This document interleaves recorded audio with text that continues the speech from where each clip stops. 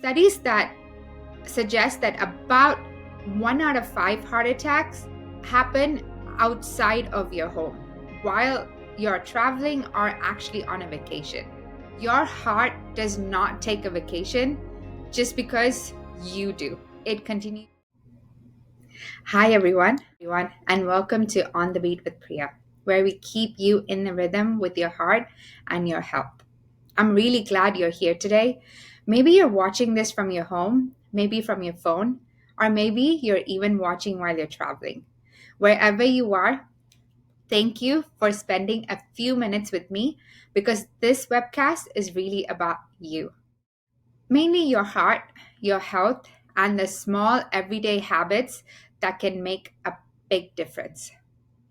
But before we get started, I want to quickly mention that everything that we talk about here is for general education and information. It shouldn't replace advice from your personal physician. If you ever have any symptoms or concern about your heart, please reach out to your doctor or a qualified healthcare professional. All right, now let's talk about something that might affect your next trip. If you're planning to travel soon, maybe for spring break, maybe for family vacation, or maybe just love exploring new places, there's something I want you to think about for a moment. Your heart. Most people spend time planning their flights, their hotel, their itinerary, but very few people stop to think about how travel might affect their heart health. Here's something interesting. Studies that suggest that about 1 out of 5 heart attacks happen outside of your home while you're traveling or actually on a vacation. Now that now that doesn't mean that travel is dangerous. I'm not trying to scare you here, but it does mean that travel changes a lot about your daily routine. And sometimes those changes can affect the heart.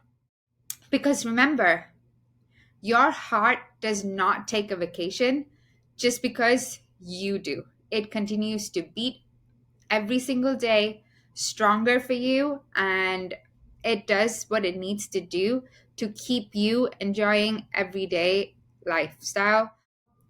How does travel actually affect your heartbeat or your heart or cardiovascular system all on its own? Think about a typical travel day, what it looks like for you. For me, I wake up always rushing. I'm trying to make sure I have my passport and my keys, making sure all the doors and windows are locked, and make sure the Uber is here on time. And I'm rushing to the airport.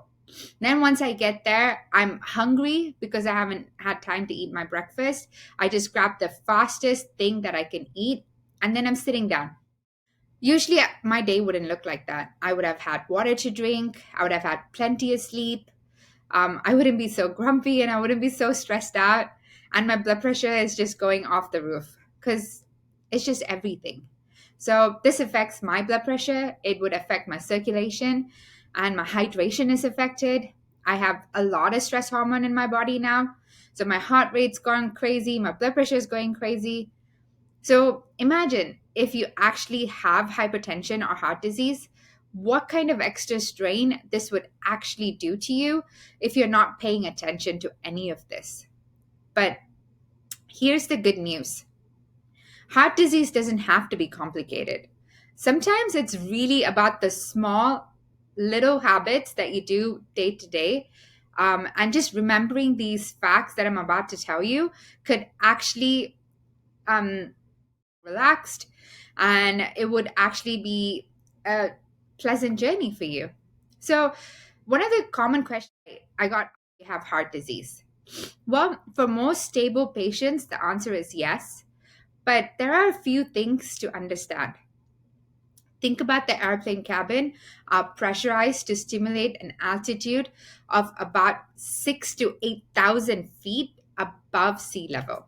That means your oxygen levels are slightly lower than what you experience on the ground.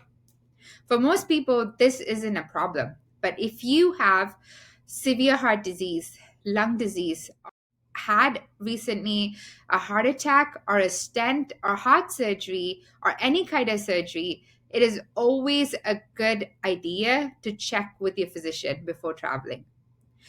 That simple step can give you a peace of mind before your trip and a peace of mind for your family as well. It just generally gets you prepared well, and you're just much more prepared. So keep that in mind. Make an appointment to go see your primary care or your doctor that's done your surgery and get cleared before you travel. Another thing that you can and something to think about is during long travels, there's something called a deep vein thrombosis. It's basically a blood clot in your legs. This can happen when someone sits for a really long time without moving. When does that happen? Well, there you go. We're on a flight and we are stuck in this itty bitty chair and you can't move along because you have to wear your seatbelts or you're in a long crowd ride. So when that happens, your circulation in your legs actually slow down.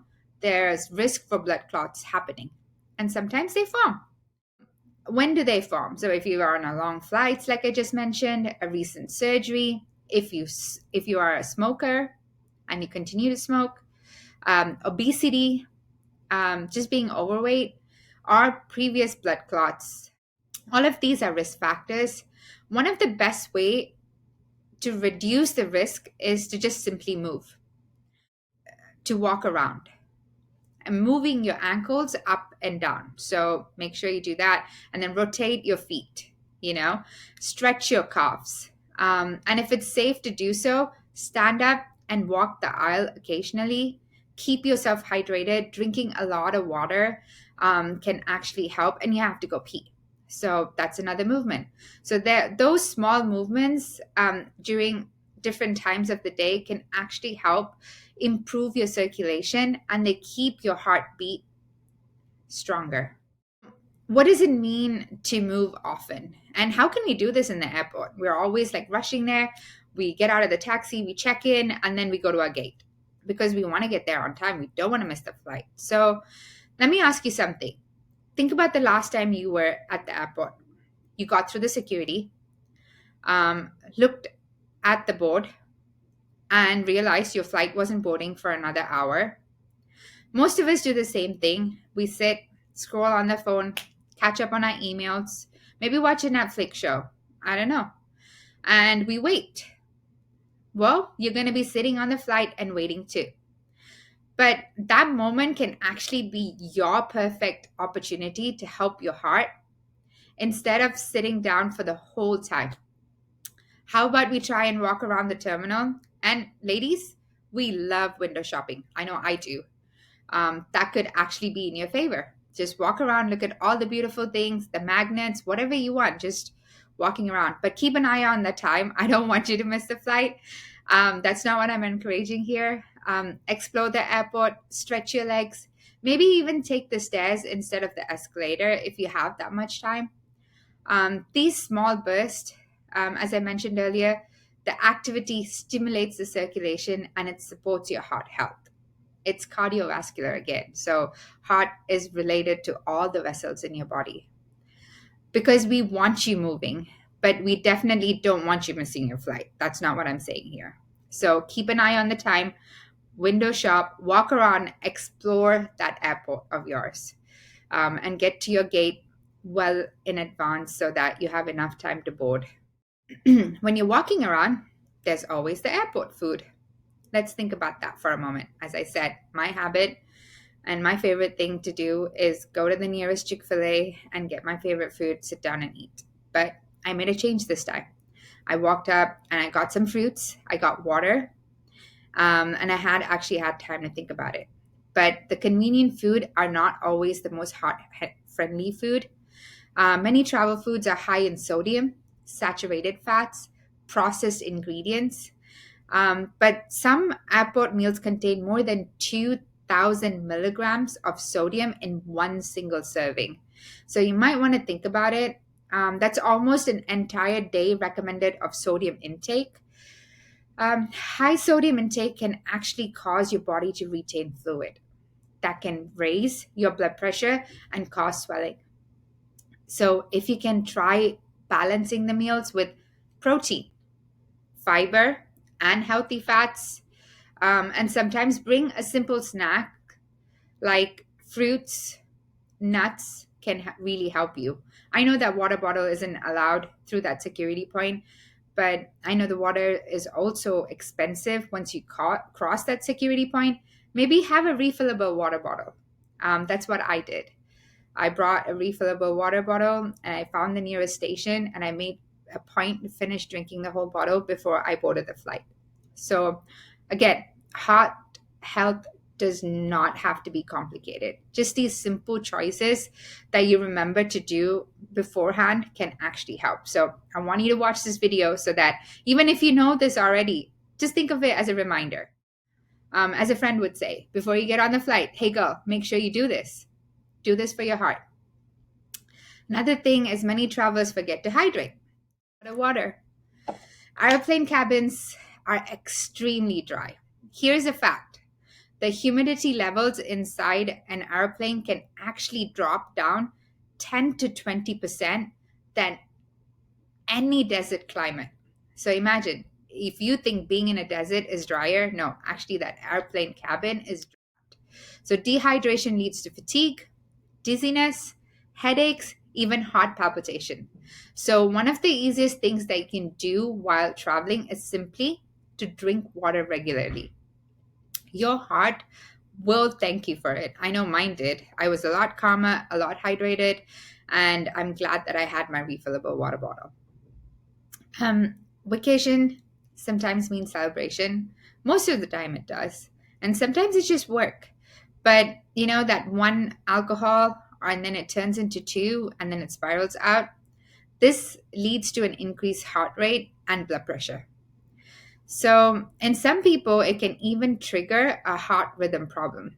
It's kind of interesting how they name this. It's called a holiday heart syndrome. Many of you might have heard it, but if this is your first time hearing it, it's when you drink more alcohol than you usually do, your heart gets affected, and the dehydration, all of this puts it into a perfect storm, and your rhythm goes out of order. So remember to drink in moderation. Drink water alongside your alcohol so that you can reduce your dehydration. Well, if you're a heart patient, what should you pack? I've told you all the scary things so far. This is not to scare you again. But if you have heart disease or high blood pressure, a little preparation is what I want you to think about. I suggest that you pack a small heart healthy travel kit. And I'm going to tell you what to put in this travel kit. I'm not just going to say travel kit and then leave it at that. So, what are you going to put in it? Your medication, your portable blood pressure monitor, heart healthy snacks. What are they? Nuts, fruits, those pre-packaged things. Just watch out for the sodium level on that. Compression socks and a refillable water bottle. And one important, very, very important thing is to carry your medication in your hand carry. Please do not check that medication in for whatever reason. We all know the horrors of having lost your luggages. So please keep it in your hand carry. If you have to check that hand carry into, put it in your purse. Do not make that mistake. So all of these little steps can actually reduce a lot of your stress. And something else to remember is if you experience any of these symptoms that I'm about to mention, please make sure you see your doctor before you go on your vacation. What are they? Chest discomfort, shortness of breath more than usual, unusual fatigue, dizziness, swelling in your legs. Please don't ignore them. It's not worth delaying the care just because you have your vacation planned.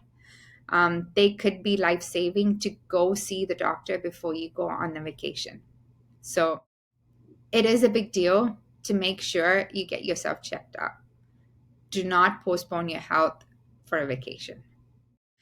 I think we spoke about a lot of important things today. Thank you for listening. I don't want to go any longer than I already have, but And not to scare you, this is more of a reminder. We have spring break coming, we have summer holidays coming. So before you go on your next trip, if at all anything, remember these few simple things that I'm stay hydrated, move often, choose a healthier food when you can, and listen to your body because those small habits can help keep your heart beating stronger. Thank you for spending this time with me. I'm Priya, and this is On the Beat with Priya, where you and we keep in rhythm with your heart and your health. Stay heart smart, and I'll see you on the next beat. Thank you. Bye.